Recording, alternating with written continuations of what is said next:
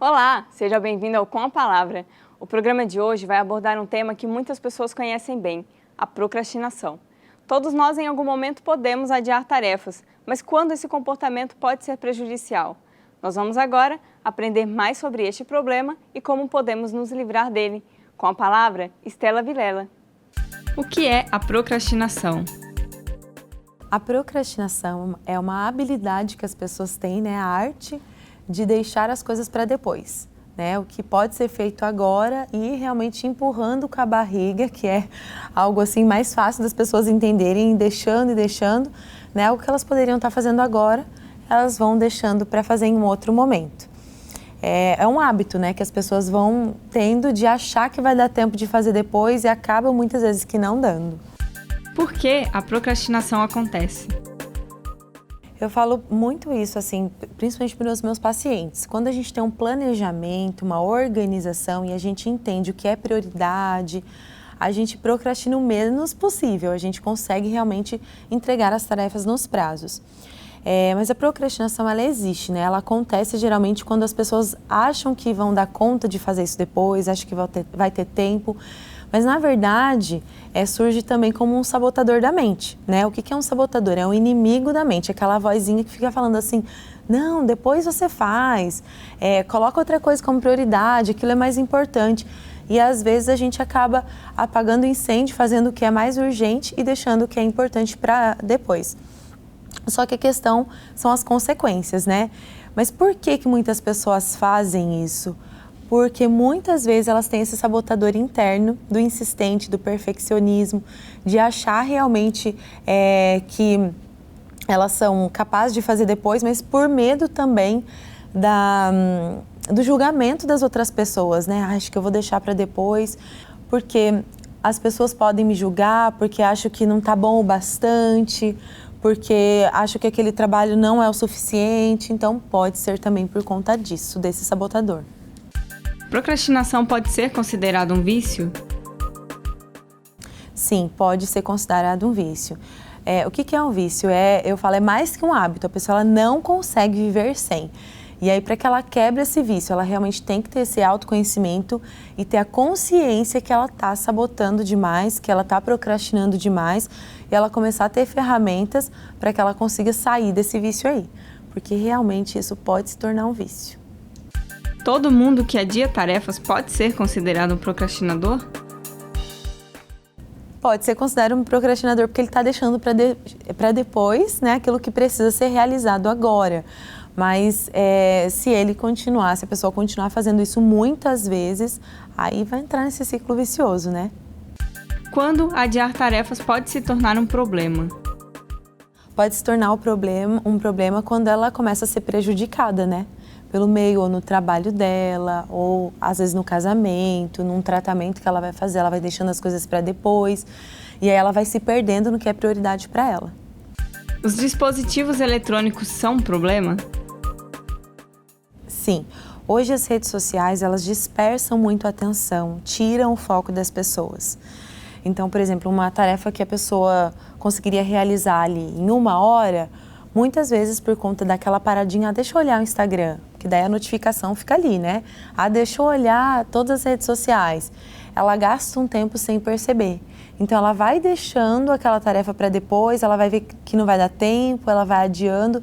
Sim, hoje as redes sociais, os eletrônicos, qualquer tipo, ele pode sim ser um grande aliado para esse sabotador insistir ainda mais na vida da pessoa. É algo muito atrativo, né? Hoje em dia as pessoas gostam de ver as fotos, ver o que está acontecendo na mídia, mas também pode ser aquela autossabotagem que a pessoa fala, poxa, é uma tarefa ou muito chata, eu preciso realmente dar uma dispersada, só que daí ela se perde nesse foco dela.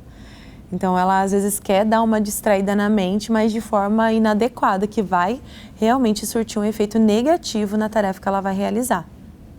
A procrastinação pode afetar a saúde? Sim, pode afetar a saúde. Vou dar um exemplo muito, assim, que hoje em dia é muito comum. Desculpem os homens, mas as mulheres, elas se preocupam mais, né, com a saúde do que os homens.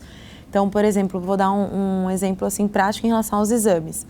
vai procrastinando, depois eu faço. E às vezes um check-up que era para ser feito uma vez por ano, a pessoa leva anos para fazer. Olha como isso também pode ser prejudicial à saúde nesse ponto, de deixar para depois os exames, de deixar para depois para cuidar da alimentação, de fazer as coisas de qualquer jeito, de deixar para depois uma atividade física.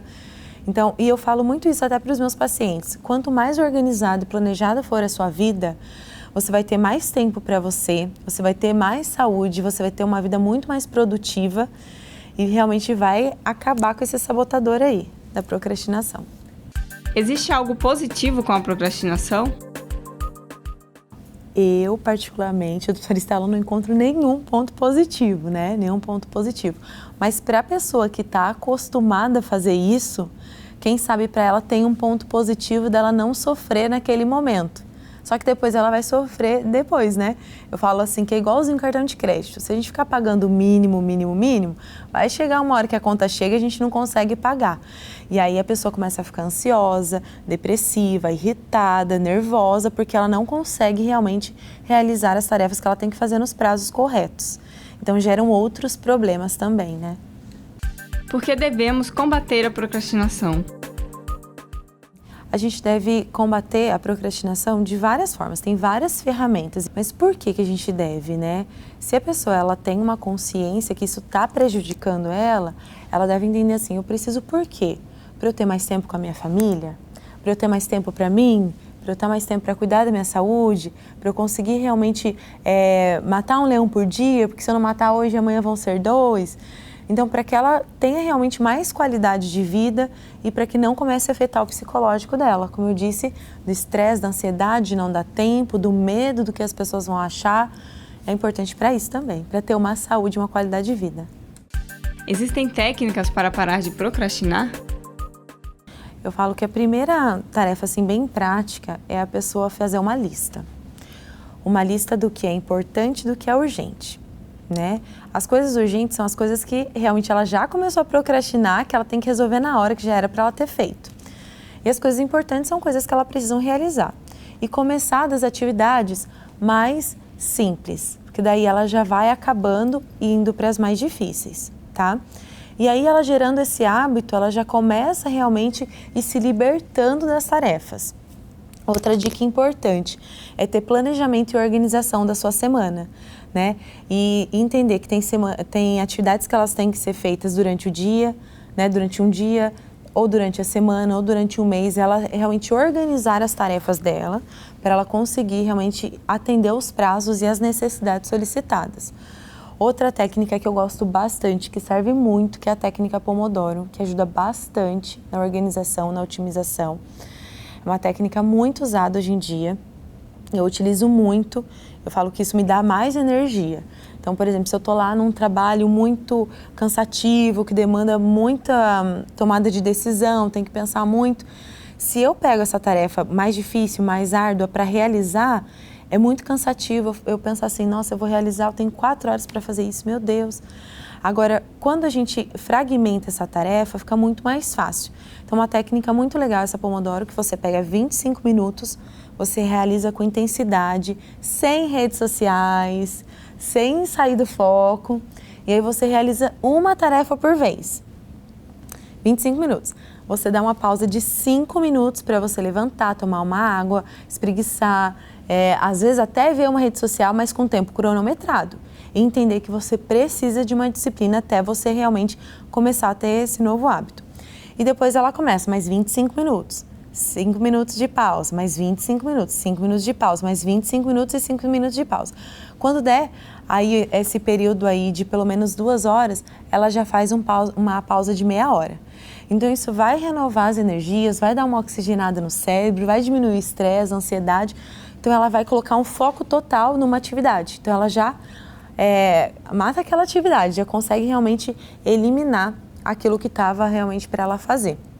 E ela vai colocando isso em hábito. Então ela consegue em menos tempo fazer mais atividades que ela deve fazer e ser mais produtiva e menos cansativo. É possível reverter o estado da procrastinação? Sim, super reversível, como qualquer hábito. Da mesma forma que um hábito ruim ele entra, um hábito bom também. O nosso cérebro ele foi formado para a gente economizar energia. Então, o nosso cérebro ele não gosta de gastar energia, ele não gosta de mudança e ele não gosta de sair da rotina. Tudo que ele puder fazer para as pessoas continuarem do mesmo jeito, ele vai fazer. Por que a gente faz hábitos, né? Por que a gente realmente tem hábitos? Para a gente economizar essa energia. Quanto mais coisas automáticas, menos o nosso cérebro tem que pensar. Por exemplo, quando a gente vai aprender a dirigir. No começo, a gente fica pensando, nossa, eu tenho que mudar a marcha, eu tenho que fazer isso. Você começa a maquinar na sua cabeça tudo isso que tem que fazer. E o seu cérebro gasta energia para pensar, gasta energia para raciocinar. A partir do momento que um hábito é gerado, o seu cérebro economiza energia, certo? Isso para o cérebro é uau, é ótimo. Ele não precisa trabalhar tanto. Então, é isso que ele quer, que você gere hábitos. Quanto mais hábitos, melhor, para que ele realmente não tenha gasto energético. Só que aí a gente começa a ver para o lado bom e para o lado ruim em relação a dirigir. Nossa, é ótimo, a gente não tem que ficar pensando. A gente entrou no carro ali, faz todo o movimento sem pensar e nem lembrar que freou o carro, né? Só que daí, pelo outro lado, os hábitos ruins também vão entrando e vão se apoderando de nós, vão ficando instituídos. E o que acontece? Quando a gente vai gerar um novo hábito, a gente tem que gerar todo esse estresse no nosso cérebro para ele pensar de novo, gastar energia e fazer todo esse processo de novo. Quando a pessoa ela condiciona o cérebro a trabalhar do jeito que ele tem que trabalhar, do jeito que a gente quer que ele trabalhe, no começo da mudança tem um desafio. É mais difícil, a gente fica ali resistindo, um dia faz, outro não faz. Mas quando a gente faz com constância e disciplina, mesmo não gostando, o nosso cérebro ele começa a ver alguns benefícios. Ele fala, poxa, tá dando certo, olha como que tá sendo melhor para ela, olha como tá sendo melhor para ele. Então, o que ele faz? Simplesmente ele fala, agora ela venceu, não vai ter jeito. Então, ele começa a gerar novos hábitos. Hoje em dia, a gente fala que tem várias metodologias de gerenciamento de hábitos, né? De gerar novos hábitos. Tem gente que defende 21 dias, tem gente que defende 66, tem gente que defende anos. Mas depende do hábito. Se o hábito for mais fácil, a pessoa consegue realmente organizar e trazer isso para a vida dela. Se for muito mais difícil, pode ser que demore mais tempo. Isso também remete se a pessoa encara aquela mudança como algo benéfica ou não, né? Então tem toda essa questão, mas é super reversível. A gente pode moldar a nossa mente do jeitinho que a gente quer, mas tem que querer, né? Tem essa questão aí, esse detalhe importante, tem que querer. O Com a Palavra fica por aqui. Acompanhe o programa no nosso canal do YouTube. Obrigada pela companhia e até a próxima.